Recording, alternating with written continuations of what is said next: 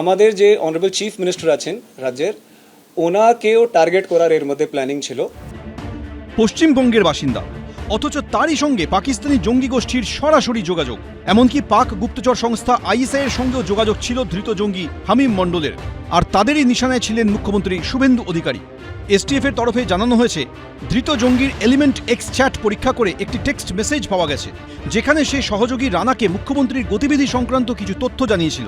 মেসেজটিতে ধৃত জঙ্গি হামিম মণ্ডল জানায় যে মুখ্যমন্ত্রী অরক্ষিত থাকেন এমন প্রায় 30 মিনিট সময় সে খুঁজে বের করেছে। এই মেসেজটি পাঠানোর পর 2 থেকে 3 মিনিটের মধ্যে রানার কাছ থেকে 2টি ভয়েস মেসেজ পায় ধৃত হামিম, যে ভয়েস মেসেজগুলি ছিল 30 মিনিট করে। সেখানে কি কথা বলা হয়েছে তা উদ্ধার করার চেষ্টা করছে পুলিশ। আমরা জানতে পারলাম কি হামিম মণ্ডলকে টাস্ক দেওয়া হয়েছিল কি ওনার কিছু মুভমেন্টস স্টাডি করতে এবং কিছু যদি আনগার্ডেড টার্গেটেড যেখানে হতে পারে সেই মুভমেন্টসগুলো রিভিল করতে। মুখ্যমন্ত্রীর নিরাপত্তা নিয়ে আশঙ্কিত তার সতীর্থরা। তো আইবি রিপোর্ট ছিলই, আমরা তো আগে থেকে বলছি কি শুভেন্দু অধিকারী উপরে সবসময় থ্রেট আছে। আমরা তো চাইবো ফুল 100% সিকিউর থাকুন। মেন আমার মনে হচ্ছে উনাকে বুলেট প্রুফ গাড়ি ইউজ করা উচিত, গাড়ির সঙ্গে জ্যামার থাকা উচিত। ওনার কনভয়তে, শুভেন্দুবাবু কনভয়তে জ্যামার থাকা উচিত। ইন্টেলিজেন্স এবং কেন্দ্রীয় গোয়েন্দাদের আরও অনেক বেশি সতর্ক হওয়া দরকার, কারণ বিষয়টা কিন্তু শুধু পশ্চিমবঙ্গের নয়, এতগুলি রাজ্যে তারা অপারেট করছে, মুভমেন্ট করছে। ক্রস বর্ডার টেররিজম সেটাও যেমন নিশ্চিতভাবে কেন্দ্রীয় সরকারের দেখা উচিত, বর্ডারগুলো তো তাদের হাতে, তার পাশাপাশি আবার সমস্ত রাজ্যে যেভাবে তারা মুভমেন্ট করছে বিভিন্ন রাজ্যে, সেগুলো কেন্দ্রীয় গোয়েন্দাদের তো দেখা উচিত।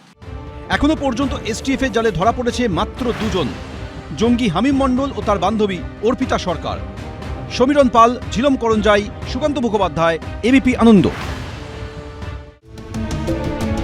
সাধারণ পাথর শ্রমিক থেকে একেবারে পাথর সম্রাট, টুলু মণ্ডলের রকেট গতির উত্থান হার মানাবে যে কোনো রূপকথাকে। এবিপি আনন্দের ক্যামেরায় ধরা পড়েছে স্টোন সম্রাটের সাম্রাজ্যের অন্দরমহল। মোহাম্মদ বাজারের বিশাল পার্কিং লটে এভাবেই সার দিয়ে দাঁড়িয়ে রয়েছে ডাম্পার আর ট্রাক।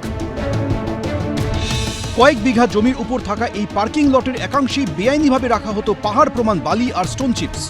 আমরা যে জায়গায় দাঁড়িয়ে রয়েছি, এটা হচ্ছে টুলু মণ্ডলের অন্যতম একটা আস্থানা। তার যে মূল এই অপরাধ জগৎটা, যে জায়গা থেকে হচ্ছে সরকারি রাজস্ব ফাঁকি থেকে শুরু করে এই যে কারবার, সেই কারবারের মূল ডেরা হচ্ছে এটা। এই পার্কিং লটের ভিতরেই রয়েছে ছোট ছোট অফিস ঘর।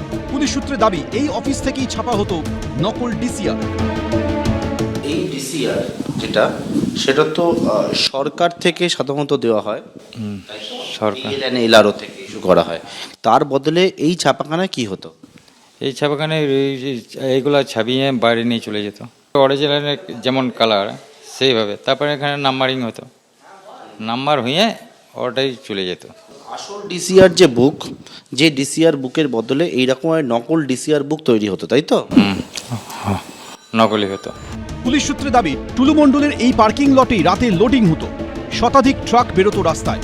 তাই অনেকদিন রাতে এই অফিসে থেকেও যেতেন টুলু মণ্ডল। তার জন্য অফিসের মধ্যে বানানো হয়েছিল ঝা চকচকে অন্দরমহল, যেখানে অত্যাধুনিক আসবাবপত্র সহ দারুণ সাজানো গোছানো বেডরুম। টুলু মণ্ডলের এই যে সম্পত্তি, যে বিশাল সম্পত্তি বানিয়েছিল, সেটা হচ্ছে একেবারে এই যে সরকারি রাজস্ব ফাঁকি দেওয়া থেকে শুরু করে বিভিন্ন কারচুপি, সেই বিষয়ে আরও কারা কারা যুক্ত রয়েছে তার একাধিক সাগরেদকে জিজ্ঞাসাবাদ করা হয়েছে। টুলু মণ্ডল কোথায়, সব থেকে বড় যেটা প্রশ্ন, পুলিশ সূত্রে খবর যেটা টুলু মণ্ডল বিদেশে গা ঢাকা দিয়েছে এবং তার বিরুদ্ধে ইতিমধ্যেই জামিন অযোগ্য গ্রেপ্তারি পরোয়ানাও জারি হয়েছে। এই পার্কিং লটই ছিল টুলু মণ্ডলের সাম্রাজ্যের নার্ভ সেন্টার। শুধু পাথরই নয়, এখান থেকে বালি ও স্টোন চিপসের ব্যবসাও রমরমিয়ে চালাচ্ছিলেন তিনি। পার্কিং লটের ভিতরে পাহাড়ের মতো এভাবেই মজুত করে রাখা হতো বালি, স্টোন চিপস। রয়েছে রোড রোলার সহ একাধিক ভারী যন্ত্রপাতি। খাসতালুক, মোহাম্মদ বাজার সহ বীরভূমের বিভিন্ন জায়গাতে এভাবেই সাম্রাজ্য বিস্তার করেছিলেন পাথর ব্যবসায়ী টুলু মণ্ডল। রয়েছে পাথর ব্যবসায়ী সুবিশাল petrol pump, Salma service centre. আজকে থেকে পেট্রোল পাম্পে কোনো রকম ভাবে যে কেনা বেচা কোনোটাই কিন্তু হচ্ছে না। হ্যাঁ, আজ থেকে বন্ধই রয়েছে সকাল থেকে। কারণ কি করব কিছু তো বুঝতে পারছি না। এই পেট্রোল পাম্পটির মালিক কে কে? মালিক হচ্ছে ওই এমডি নাজিবউদ্দিন আর ফিরোজা বেগম, টুলু মণ্ডল ডাকনাম। হ্যাঁ, এটা সালমা সার্ভিস স্টেশন মেন নাম। সালমান। পেট্রোল পাম্পেও রয়েছে সুসজ্জিত বাগান। পেট্রোল পাম্পটি দেখা যাচ্ছে একেবারে বিশাল বড় জায়গা জুড়ে এই পেট্রোল পাম্পটি, এবং পেট্রোল পাম্পের সামনেও সুন্দর করে সাজানো অবস্থায় রয়েছে। এবং এই যে পেট্রোল পাম্পটি টুলু মণ্ডল এবং তার স্ত্রীর মালিকানাধীন এবং তার মেয়ের নামে এই পেট্রোল পাম্পটি রয়েছে। এবং আজকের থেকে দেখা যাচ্ছে যে এই পেট্রোল পাম্প সম্পূর্ণ বন্ধ অবস্থায় রয়েছে, এবং পেট্রোল পাম্পে একেবারে সামনে থেকে শুরু করে যেদিকেই তাকানো যাচ্ছে একেবারে ঝাঁ চকচকে এই পেট্রোল পাম্প। টুলু মণ্ডলের মেয়ের নামে তৈরি এই পেট্রোল পাম্পে শনিবার পড়ল তালা। পাথর ব্যবসায়ীকে নিয়ে ডামাডোলের মধ্যে এই পেট্রোল পাম্পে আপাতত তেল কেনাবেচা বন্ধ রাখার সিদ্ধান্ত নিয়েছেন কর্মীরা। পার্থপ্রতিম ঘোষ, এবিপি আনন্দ। এবিপি আনন্দ, এগিয়ে থাকে, এগিয়ে রাখে।